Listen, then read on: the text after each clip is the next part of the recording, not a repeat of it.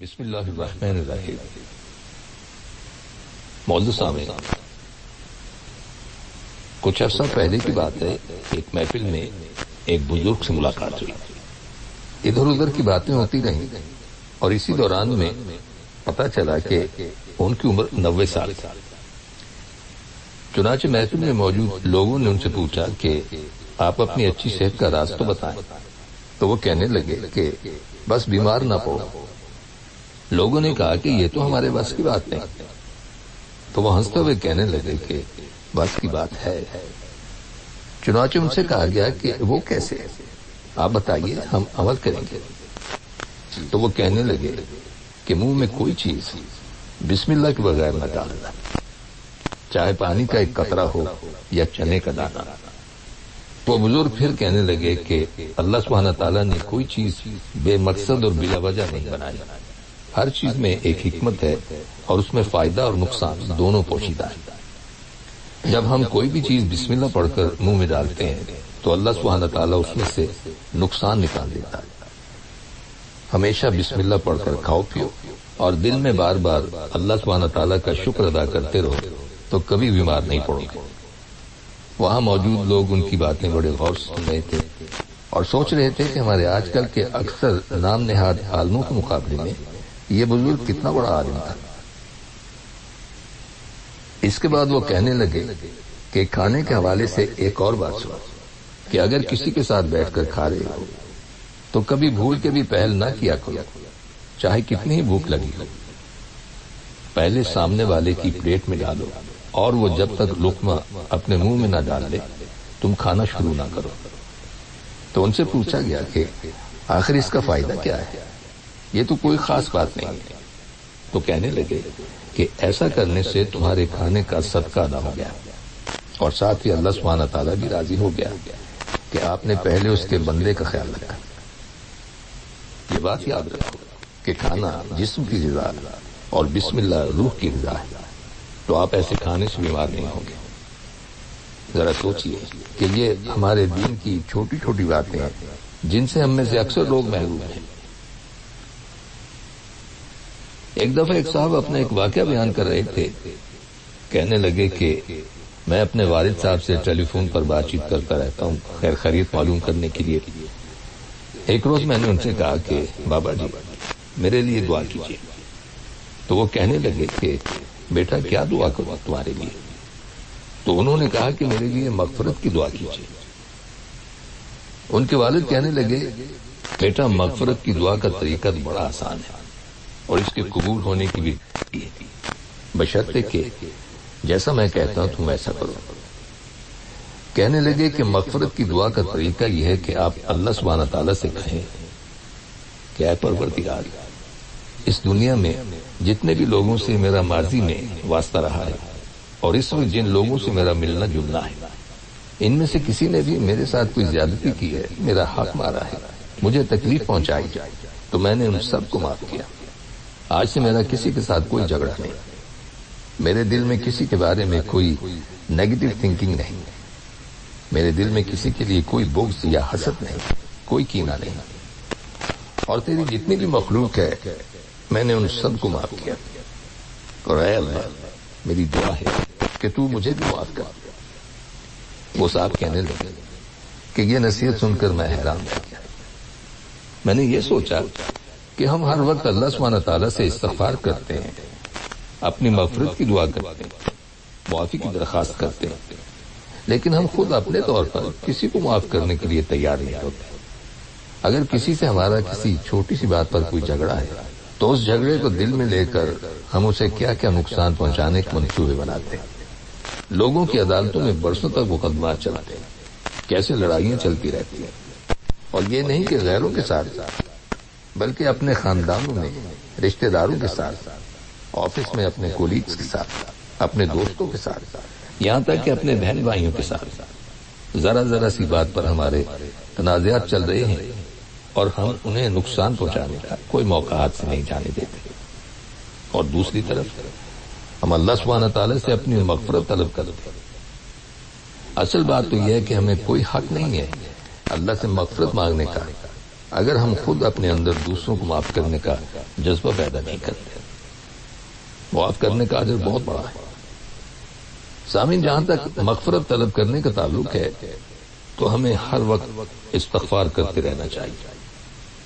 جیسا کہ آپ سب جانتے ہیں کہ ہم پر ایسا وقت آن پڑا ہے کہ ہم کورونا وائرس کی وجہ سے اپنے ہی گھروں میں قید ہو کر رہ گئے. کچھ مہینے پہلے ہم بالکل آزاد تھے، لیکن اللہ سبحانہ تعالیٰ کے ساتھ تعلقات اور عبادات کے لیے ہمارے پاس وقت نہیں تھا.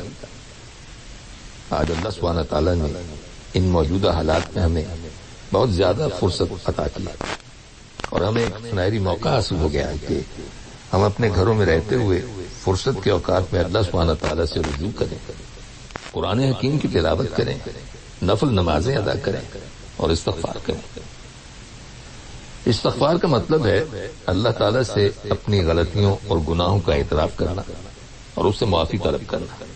یہ تسلیم کرنا کہ مجھ سے غلطیاں سرزد ہوئی ہیں، مجھ سے گناہ ہوئے ہیں، اے اللہ تو مجھے معاف کر دے.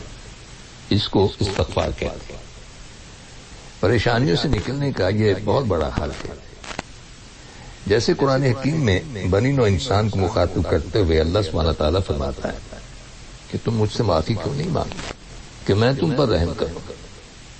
تو معلوم ہوا کہ استغفار اللہ تعالیٰ کی رحمتوں کے حصول کا اور پریشانیوں کو دور کرنے کا ذریعہ ہے.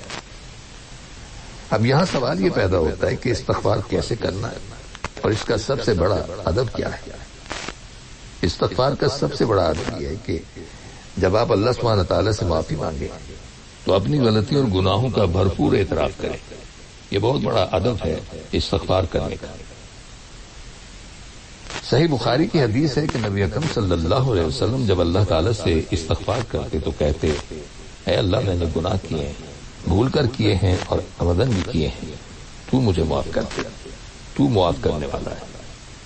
یہ نبی اکرم صلی اللہ علیہ وسلم کا استغفار ہے. چنانچہ ہمیں استغفار کرنے کا یہی طریقہ اپنانا چاہیے. اب یہاں ایک خیال آتا ہے کہ نبی اکرم صلی اللہ علیہ وسلم اللہ سبحانہ تعالیٰ کے سامنے خود کو گناہ گار کہتے ہوئے استغفار کرتے ہیں. تو کیا ایسا تھا؟ نہیں، ایسا نہیں تھا. نبی اکرم صلی اللہ علیہ وسلم تو بالکل معصوم تھے. تو پھر مسئلہ کیا ہے؟ مسئلہ یہ ہے کہ بندے اور اللہ کے درمیان فرق ہی ایسا ہے. بندے اور اللہ کے درمیان ابدیت کے جو تقاضے ہیں وہ تقاضے ہی اس قدر حساس ہیں کہ اس کے بغیر اللہ تعالیٰ کی عبادت کا حق ادا نہیں ہو سکتا. تو آج کے کرونا وائرس کے ان حالات میں ہمیں زیادہ سے زیادہ استغفار کرتے رہنا چاہیے اور یہ سوچنا چاہیے کہ نبی اکرم صلی اللہ علیہ وسلم جنہوں نے کچھ بھی نہیں کیا لیکن مانتے رہے، اور ایک ہم ہیں کہ سب کچھ کرتے ہوئے کچھ نہ ماننے کی عادی. ہمیں اللہ تعالیٰ سے اپنے گناہوں کی معافی کی امید رکھنی چاہیے. اور یاد رکھیے کہ گمراہ لوگ اللہ کی رحمت سے نا امید ہوتے ہیں اور اللہ کی رحمت سے نا امید ہونا کبیرہ گناہ ہے. کافر لوگ نا امید اور مایوس ہوتے ہیں، مسلمان مایوس نہیں ہوتا. دیکھا جائے تو کرونا وائرس تو اللہ سبحانہ تعالیٰ کے لشکروں میں سے ایک لشکر ہے. اصل میں اس طرح کی مصیبتیں تو انسان کو جھنجھوڑنے کے لیے آتی ہیں کہ اللہ کی طرف لوٹ آؤ. وہ چاہتا ہے کہ ہم اس کی طرف پلٹیں. اللہ سبحانہ تعالیٰ ہم سے سننا چاہتا ہے کہ ہم استغفار کر رہے ہیں، ہم توبہ کر رہے ہیں. تو بیماریاں اور یہ وائرس تو آتے رہتے ہیں اور اللہ ان کا علاج بھی پیدا کر دیتا ہے. یہ اللہ تعالیٰ کے فیصلے. ایک بات یاد رکھیے کہ اللہ تعالیٰ کی رحمت اس کے غضب پر حاوی ہے. اللہ تعالیٰ چاہتا ہے کہ ہم سچی دعائیں کریں، سچی توبہ کریں اور دوبارہ اس سے رجوع کریں. اللہ سبحانہ تعالیٰ پر ایمان لانے والا شخص کبھی اس کی رحمت سے مایوس نہیں ہوتا. قرآن حکیم میں ارشاد باری تعالیٰ ہے کہ ہر چیز پر میری رحمت وسیع ہے اور میری رحمت میرے غصے پر غالب ہے. سامعین، ایک دفعہ ایک شخص سمندر کے کنارے واک کر رہا تھا تو اس نے دور سے دیکھا کہ ایک شخص نیچے جھکتا ہے، کوئی چیز اٹھاتا ہے اور اسے سمندر میں پھینک دیتا ہے. وہ ذرا قریب گیا تو کیا دیکھتا ہے کہ ہزاروں مچھلیاں کنارے پر پڑی تڑپ رہی ہیں. کسی بڑی موج نے انہیں سمندر سے نکال کر ریت پر لا پھینکا تھا. وہ شخص ان مچھلیوں کو واپس سمندر میں پھینک کر ان کی جان بچانے کی کوشش کر رہا تھا. اسے اس شخص کی بے وقوفی پر ہنسی آئی اور ہنستے ہوئے اس نے کہا، اس طرح کیا فرق پڑتا ہے؟ ہزاروں مچھلیاں ہیں، کتنی بچا پاؤ گے؟ یہ سن کر وہ شخص نیچے جھکا، ایک تڑپتی مچھلی کو اٹھایا اور سمندر میں اچھال دیا۔ وہ مچھلی پانی میں جاتے ہی تیرتی ہوئی آگے نکل گئی۔ تو پھر اس نے سکون سے دوسرے شخص کی طرف دیکھا اور کہا، اس سے فرق پڑا ہے۔ سامعین، یہ کہانی ہمیں سمجھا رہی ہے کہ ہماری چھوٹی سی کوشش سے بھلے مجموعی حالات تبدیل نہ ہوں، مگر کسی ایک کے لیے وہ فائدہ مند ہو سکتی ہے۔ لہذا ہمیں دل بڑا رکھنا چاہیے اور اپنی طاقت اور حیثیت کے مطابق اچھائی کرتے رہنا چاہیے۔ اس فکر میں مبتلا نہ ہو کہ آپ کی اس کوشش سے معاشرے میں کتنی تبدیلی آئی، بلکہ ہمیں یہ سوچنا چاہیے کہ ہم نے اپنے حصے کا حق کتنا ادا کیا۔ نبی اکرم صلی اللہ علیہ وسلم کا ارشاد ہے کہ اللہ سبحانہ تعالیٰ کے نزدیک تمام اعمال سے زیادہ پسندیدہ عمل وہ فرحت اور مسرت ہے جو تم کسی مسلمان بھائی کو دے سکو، یا اس سے کوئی دکھ، غم یا تکلیف دور کر سکو، یا اس کے قرض کا بوجھ ادا کر سکو، یا اس کی بھوک مٹا سکو۔ آپ صلی اللہ علیہ وسلم نے ارشاد فرمایا، اپنے مسلمان بھائی کی حاجت روائی کے لیے میں پیدل اس کے ہمراہ ہوں۔ میرے نزدیک یہ عمل اس بات سے زیادہ پسندیدہ ہے کہ میں مسجد میں 1 ماہ تک اعتکاف کروں۔ ان کلمات کے ساتھ ہی ہمارے آج کے پروگرام کا وقت بھی اب ختم ہوتا ہے، اس دعا کے ساتھ کہ اللہ تعالی ہم سب کو صراط مستقیم پر چلنے کی توفیق عطا فرمائے، آمین۔ آئندہ ملاقات تک کے لیے محمود احمد کو اجازت دیجیے۔